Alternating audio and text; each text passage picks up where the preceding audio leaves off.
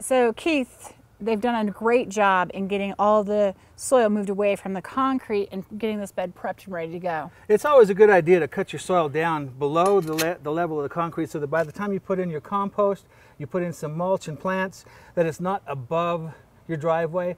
That way you won't have stuff washing out onto your driveway every time it rains. It would not be the best idea to watch your hard work wash away. Exactly. So I guess the next step here would be to put down some garden soil to beef up the soil that's already here. And we need to raise the level a little bit. We're going to put in some big rocks to make it look like a mountain garden. Part of what's important when you're doing a landscape is hardscape and softscape.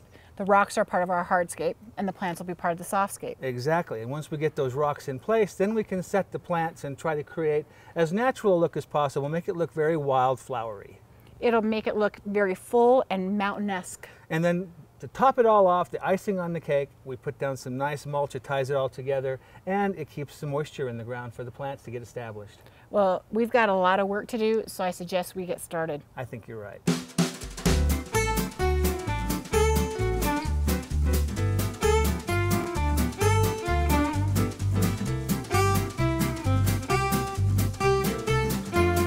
Not only are you going to see it from the street, but you're going to have the presence of the garden, what it looks like as people are walking up the walkway.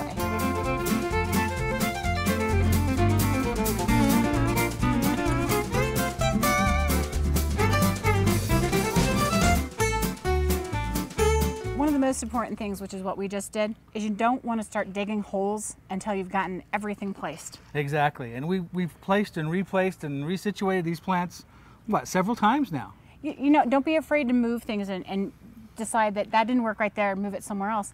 The other thing we decided to do is we had some areas like this area right next to me that we decided would be a great spot for some hostas. Which we don't have with us right now, so we'll go get some of those later and plug them in, but it's nice to leave a spot for those sorts of things. Or you could leave a spot for some annuals. You could put some colorful annuals there too. Well, and what's important to remember is a garden is a work in progress. Exactly. It's about being able to be creative and change your mind. It's a woman's prerogative to change her mind.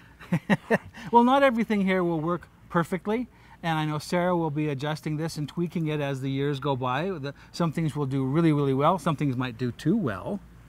They might be a little overzealous. Yeah. And some things might decide they don't like this place at all, but I think we should get planting before we get any more sun on this.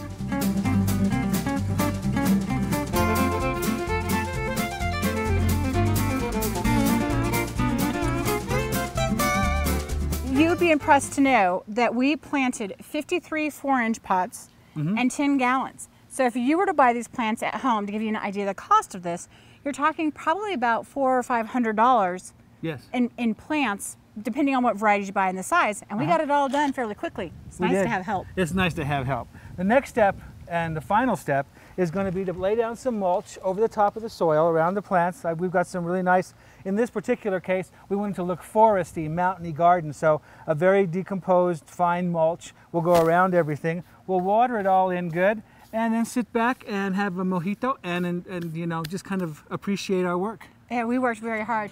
But next, coming up on Dig In, we're going to talk to you about aspen care. As you see, there are some behind us, and they require a little bit of work, and you need to know how to buy them. And then, of course, my main man, Chef Mick, he is doing something amazing with some veggies. Coming up next on Dig In.